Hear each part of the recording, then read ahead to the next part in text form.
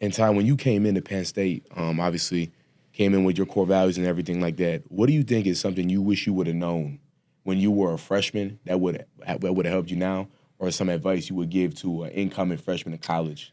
Yeah, I think for me, a big part of it was, like I said earlier, self-confidence. But with that, it's more like being comfortable and knowing that the dudes that you look up to and you might be like nervous to go up and talk to were in your shoes one day. And at the end of the day, they're probably more likely to want to help you and talk to you about stuff than just kind of blow you off as a freshman. I feel, because I know now I'd love for any of these young guys to come up and ask me questions just about life, about football.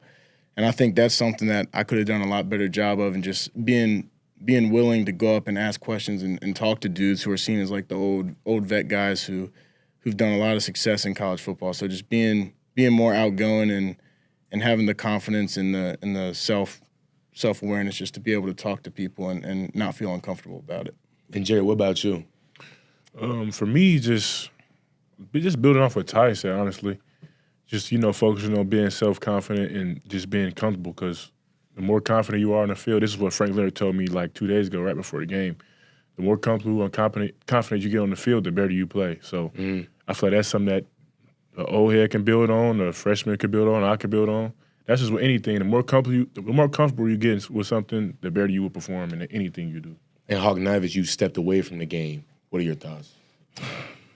Man, if I could go back and talk to myself as a freshman, the first thing I'd say is, the bad days, the hard days, the times you wake up and you don't feel like going to Lash, you don't feel like running hills or whatever it may be, those, ironically enough, are the days that you end up missing the most. Mm-hmm. Like, there's really not a lot outside of football at that level that challenges you that much and demands growth that much. You get to regular life, there's still challenges, but if you maintain the habits you had at Penn State football, 9 times out of 10, you can handle them. You can handle them pretty easily in comparison. So, appreciate every day, because they don't come back, and it's tough to recreate those things.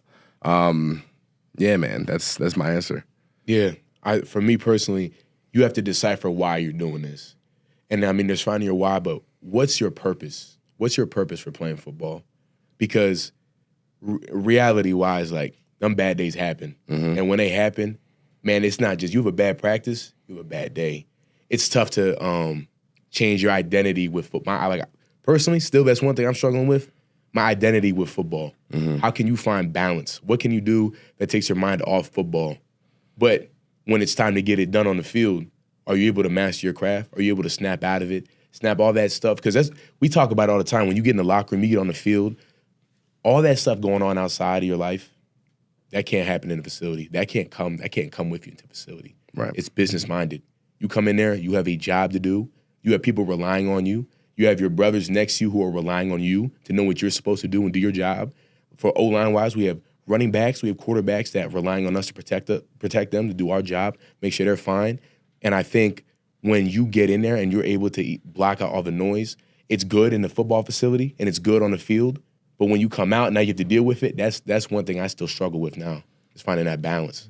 Yeah, and it's something that a lot of people struggle with. Mm-hmm. It ain't just you. There are a lot of guys who get done playing football and have no idea what to do at all. There's a stat. It's like in the NFL, 78% NFL guys who made a bunch of money, who had all the success in the world in the football field, 78% of them are like broke, divorced, and depressed in like 3 years. Yeah. Like that to me is an indicator that there's not enough guys who know how to flip that switch off and develop an identity away from the game. And the thing I see guys struggle with the most when they get done playing for 2-3 years is trying to identify that. So if you're a guy who's still playing like you guys are, my advice is, even if you don't know if you like doing something or if you want to do something, there is value in going out of your way and spending extra time and energy trying those things, because that day is going to come. It could come tomorrow, it could come in 15 years, but you're moving on. And whether or not you made a bunch of money in between there is not really going to affect the way that you process having to build a whole new identity as a grown man. You know what I'm saying?